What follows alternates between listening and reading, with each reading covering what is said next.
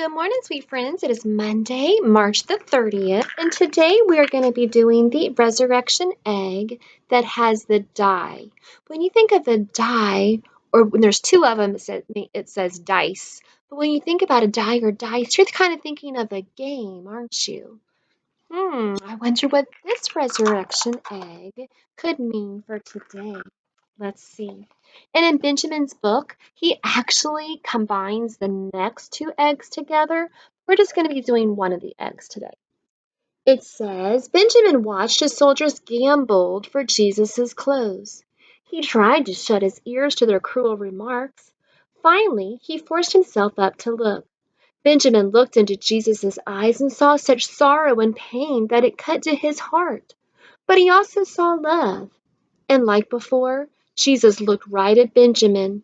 Surely this was his way of saying all would be well.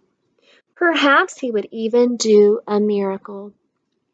But instead, the sky turned dark, and Jesus cried out, Father, into your hands I commit my spirit. The ground shook, and Jesus breathed his last breath. Benjamin was stunned. Jesus was dead. As if in a dream, Benjamin heard the people move about. He saw a soldier pierce his friend's side with a spear. People hurried to take down crosses and bodies before the Sabbath began. Soon they were gone, and he was alone. He picked up a stone from that the soldiers had gambled with and looked up at the dark sky. Why had God allowed this? Later that night, he opened his treasure box and placed the nail and the gambling stone inside.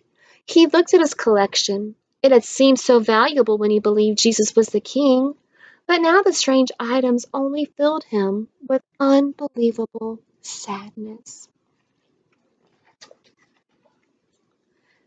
Did you know that Jesus hardly owned anything in this world? So when the soldiers gambled for Jesus' clothes, it was sad that they were selfish and they cared so little for him.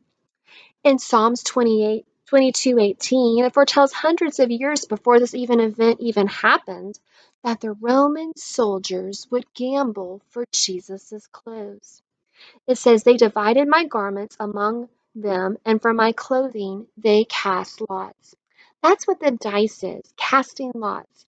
Basically, the soldiers who were sitting at the bottom of the cross, they would roll the dice and they would see who got the highest number, and who got the highest number would be able to keep Jesus' clothes.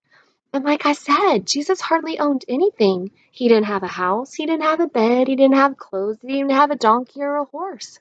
The only thing he had was the clothes on his back. And that's what the soldiers gambled for, to see who could get his clothes. Jesus shows us what we are to do when people do the wrong things to us. He actually asked forgiveness from his Father for the soldiers who were about to crucify him. In Luke 22:34, it tells us that when Jesus prayed, he said, Father, forgive them, for they do not know what they're doing. Isn't this a great example of how we should treat those who are mean to us or who hate us? We know from God's word in the Bible that we need to pray for our enemies. We are also told that we need to forgive, just as Jesus showed them.